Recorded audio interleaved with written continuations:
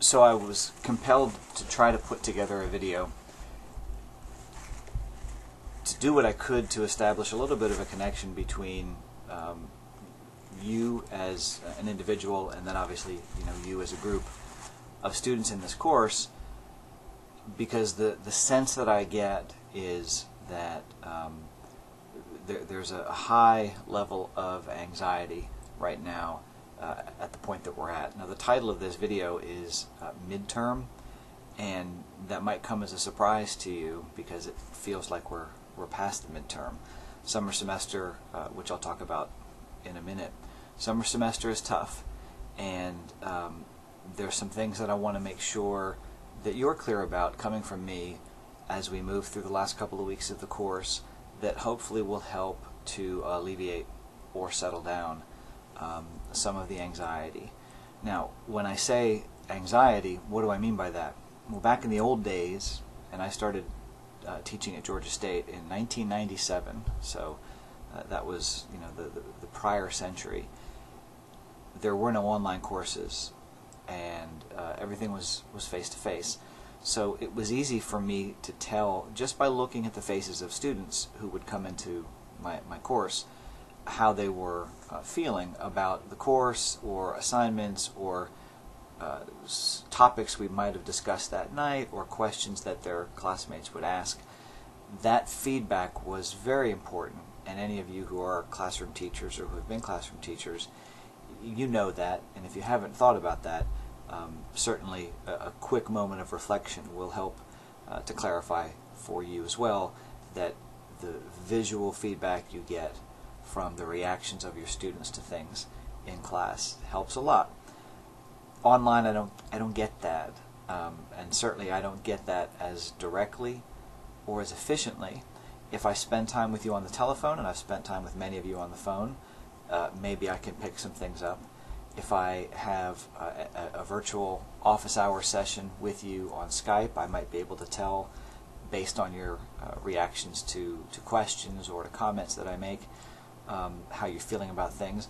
But for the most part, I have to interpret through emails and discussion group postings how it is that you individually and the class as a group seems to be feeling. And I could be totally wrong about this, but the sense that I get is, like I said, that there's a high level of anxiety right now, and that's not at all how I want you to feel, and it's certainly not at all how I think you're most effectively going to move through this course and come out of it with the outcomes that are important for you to have. So if you'll indulge me for about 10 minutes, I'm going to take you through a few things that, again, hopefully will help with that.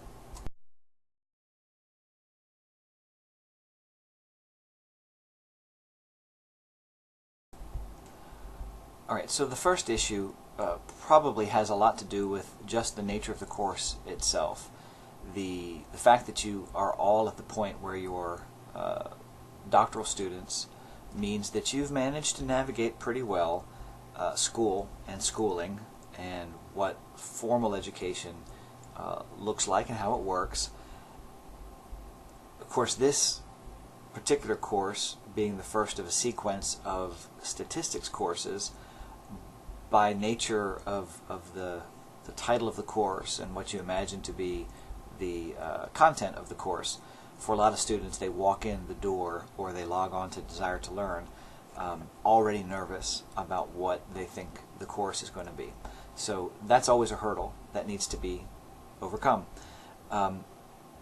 It's a legitimate hurdle because the course is conceptually different. That's an important point because mathematically it's not a difficult course, and in terms of definitions and some of the mechanics of things, not a difficult course, but the concepts are not easy, and so it's a well-earned reputation that the course has for being a bit challenging. So that's sort of number one. Number two, and I think right now probably the biggest factor, has to do with summer semester. Summer semester is shorter. We're talking about 6 or 7 weeks. You're taking a 15-week course a 16-week course, and the university's expectation is that we'll compress the course down to less than half of its normal duration, but we can't leave anything out in terms of content because then you would be shortchanged. And so it is a very densely packed course.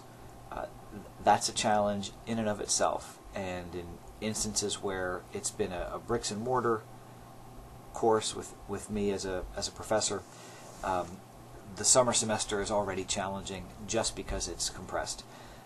When you add to that the online component, and let's be honest, none of us really have a good handle on online education for graduate students.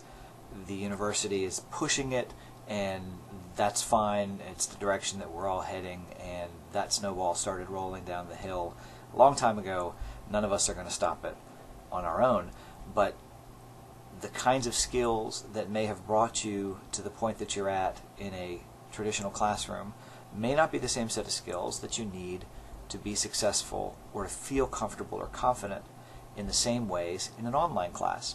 Not to mention the fact that you have a professor, and I know that this is true for many of my colleagues, who are working really hard to figure out, given the resources that we have access to through the university, but then also on our own, what we can find, how do we take what we all felt like we were pretty good at, which is teaching these courses face-to-face with students, meeting on a regular basis in a synchronous manner, and how do we translate that into an online course which tends to be asynchronous, where we don't get the interaction, we don't get the personal feedback, whether that's verbal or nonverbal, all of those things. And the unfortunate fact for everyone is that we are all kind of figuring this out as we go. So I want you to know that I'm sensitive to that, and I trust that you are as well on my side of things. But for many of you, I'm guessing, and between the 25 or so that I have in the Stats 1 class, and then the 25 or so that I have in another Methods of Research course, of the 50 students plus or minus this semester, I'm guessing that there's about 20 total who've never taken a course online before. Well, I can promise you this: if you are taking Stats 1 as a doctoral student, and it's your first online course, and you're taking it during the summer, that is going to be a real challenge. Finally, you add to that the reality that for many professional educators, the summertime is seen as the opportunity to make progress towards completing course requirements. So you might be taking 3 courses, or heaven forbid 4 courses this summer. So 4 courses in a compressed summer, taking a conceptually challenging course in an unfamiliar online format, that's a real challenge. But I'm aware of that challenge. I'm tuned into it as best as I think I can be, and I want us to find a way to work forward through the course so that the outcome for you is one that leads to success in the next course in the sequence, because that's what's coming for you.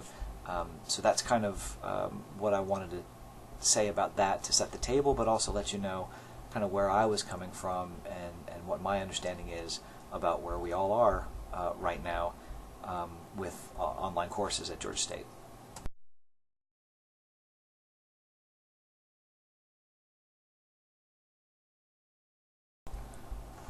So an important challenge in this course for students, and if it's a challenge for you, then it's a different challenge for me, is to really understand what the purpose of it all is.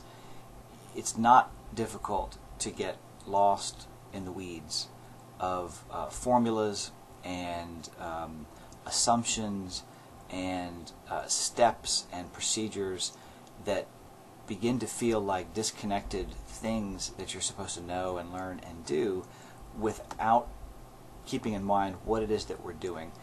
And what it is that we're doing is something very important in trying to make sense of large sets of data, and that is inference. Now, when we say inference, what we mean is that we'd like to be able to use a small number of measurements, which we call a sample, to tell us something about a larger group that for one reason or another we can't measure. And so we're going to guess. That's really what it is.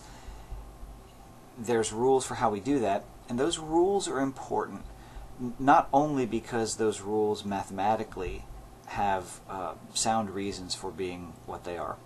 More important than that, if you look at the history of how statistics developed, the rules were important because what was needed was a way to settle disputes between researchers or statisticians or scientists that followed some convention. And so in that sense, this class and the stats classes that come after it are really introductions to the social rules that the field of educational research has adopted, at least quantitative researchers, the rules that those researchers have adopted to settle disputes about data, where that data comes from some sample of a larger group. Fundamentally, if we have all the data that there is to have about some group, we don't need any inference because we have all the data there is to have. We don't have to make any guesses if we have everything. The problem is, or the challenge is, when we don't have all the data that we could have because there's people who are a part of the population that we didn't get a chance to collect data on. We've only collected data on a subset of that population, and we want to make some kind of educated guess about the population itself.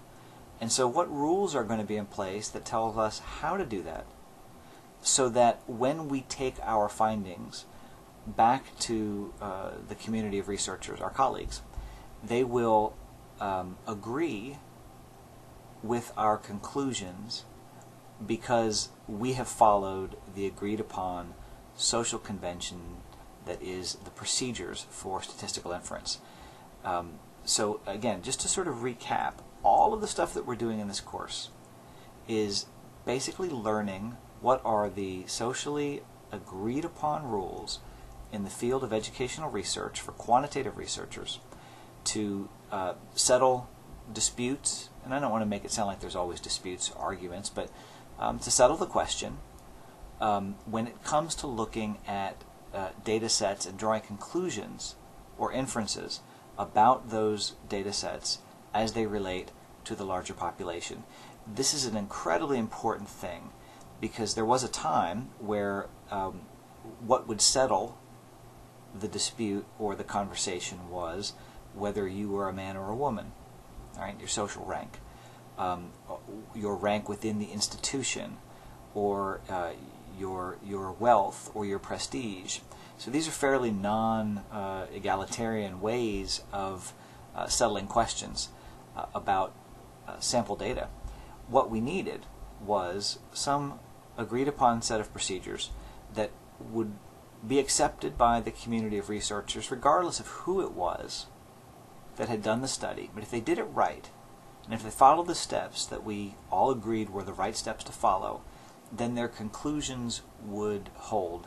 And someone who was more famous and had more money and was better looking could come along and disagree, but we wouldn't pay much attention to that disagreement unless it was couched in terms of commentary or criticism about the procedures, the steps, or the computations that we had all agreed were the right ones to follow to draw a conclusion.